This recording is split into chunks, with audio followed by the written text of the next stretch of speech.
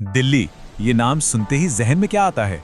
शायद चमचमाते मॉल्स, तेज रफ्तार मेट्रो और एक मॉडर्न शहर की तस्वीर। लेकिन इसी दिल्ली में एक और दुनिया भी बसती है।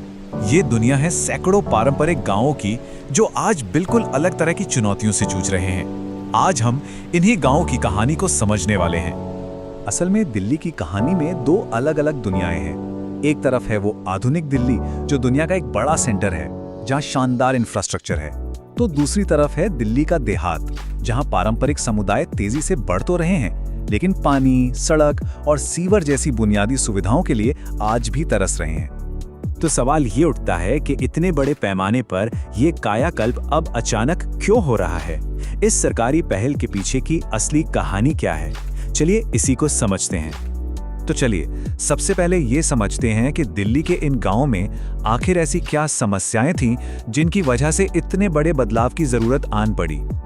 मतलब यहाँ रहने वालों को रोजमर्रा की जिंदगी में बहुत सी मुश्किलों का सामना करना पड़ता है, जैसे जरा सी बारिश में बाढ़ आ जाना, टूटी फूटी सड़कें, नाली जाम होने की दिक्कत और सामुदायिक सुविधाओं की भारी कमी। देखिए, ये एक लाइन ना पूरी कहानी बयां कर देती है। तेजी से विस्तार के बावजूद नागरिक सेवाओं के लिए संघर्ष। ये दिखाता है कि कैसे शहर तो बढ़ता गया, लेकिन ये गांव कहीं ना कहीं विकास की दौड़ में पीछे छूट गए। तो अब इन सारी दिक्कतों से निपटने के लिए सरकार ने क्या किया है? चलिए अब इस 377 प्रोजेक्ट प्लान के अंदर झांकते हैं, जो इन गांवों में बदलाव लाने का एक पूरा ब्लूप्रिंट है। 377 ये कोई छोटा मोटा आंकड़ा नहीं है। कुल 377 डेवलपमेंट प्रोजेक्ट्स को मंजूरी दी गई है। मतलब इस पहल का पैमाना वाकई बहुत बड़ा है। और इस काम के लिए पैसा भी कोई कम नहीं लगाया जा रहा। ग्रामीण विकास के लिए 1200 करोड़ रुपए का एक खास फंड दिया गया है, जो दिखाता है कि सरकार इस प्रोजेक्ट को लेकर कितनी सीरियस है। और यहाँ एक दिलचस्प बात यह है कि ये विकास ना दो अलग अलग स्तरों पर हो रहा है। एक तरफ दिल्ली सरकार का ये 377 प्रोजेक्ट वाला प्लान है, जो दिल्ली की 70 में से 40 विधानसभाओं में चलेगा। तो वहीं दूसरी तरफ दिल्ली के जो 7 सांसद हैं, उन्होंने केंद्र सरकार से अलग प्रोजेक्ट्स को मंजूरी दिलवाई है। तो आखिर ये सारा पैसा जा कहां रहा है? देखिए, इसका सबसे बड़ा हिस्सा यानी 269 प्रोजेक्ट्स सीधे सीधे सड़कों के निर्माण और सुधार पर खर्च होंगे। इसके बाद नंबर आता है ड्रेनेज सिस्टम और कम्युनिटी बिल्डिंग्स का। अगर आंकड़ों में और गहराई से जाएं, तो लगभग 495 करोड़ रुपए सिर्फ सड़कों और गलियों पर ही खर्च किए जाएंगे। इसके अलावा शालीमार बाग के अपग्रेडेशन और सोलर लाइट लगाने जैसे कामों पर भी अच्छा खासा निवेश हो रहा है।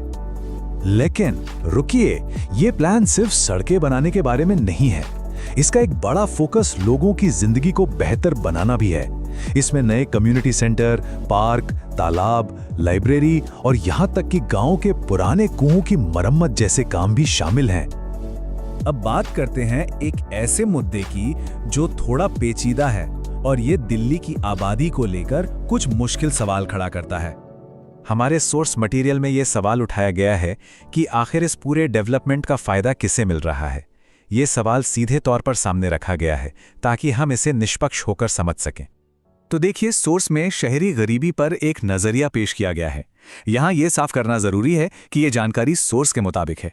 इसमें एक तरफ ये बताया गया है कि भारतीय नागरिकों के लिए घर, खाना और दूसरी सरकारी योजनाएं हैं। वहीं दूसरी तरफ ये दावा किया गया है कि झुग्गियों की मौजूदगी का एक कारण बांग्लादेश और म्यांमार से हुआ आप्रवासन है। ये केवल सोर्स में दिए गए एक दृष्टिकोण का ब्यौरा है। सोर्स में इस समस्या के एक संभावित हल का भी जिक्र है। इसमें कहा गया है कि शहर में झुग्गी बस्तियों के लिए मुंबई के धारावी मॉडल की तर्ज पर पुनर्विकास परियोजनाओं के बारे में भी सोचा जा रहा है। तो चलिए अब आगे बढ़ते हैं और देखते हैं कि इस पूरी योजना का भविष्य क्या है और दिल्ली के लिए इसके क्या मायने हैं। इस प्रोजेक्ट का पूरा साइकिल 3 स्टेप्स में समझा जा सकता है। पहला स्टेप यानी अप्रूवल पूरा हो चुका है। सभी 377 प्रोजेक्ट्स को मंजूरी मिल गई है। अब दूसरा स्टेप चल रहा है, यानी टेंडरिंग, जिसमें काम करने के लिए ठेकेदारों को चुना जा रहा है। और इसके ठीक बाद तीसरा स्टेप शुरू होगा, कंस्ट्रक्शन, यानी जमीन पर काम। तो मतलब साफ है, पहली प्राथमिकता है जरूरी चीजों को ठीक करना, जैसे सड़क, नाली और पानी। एक बार ये बुनियादी ढांचा ठीक हो जाए, उसके बाद उन कामों पर ध्यान दिया जाएगा जिनसे लोगों की लाइफस्टाइल बेहतर हो। और आखिर में वही बड़ा सवाल, क्या ये इतना बड़ा निवेश, ये सारी मेहनत दिल्ली की इन दो अलग अलग दुनियाओं के बीच की खाई को सच में भर पाएगी? इस पर सोचना बहुत जरूरी है।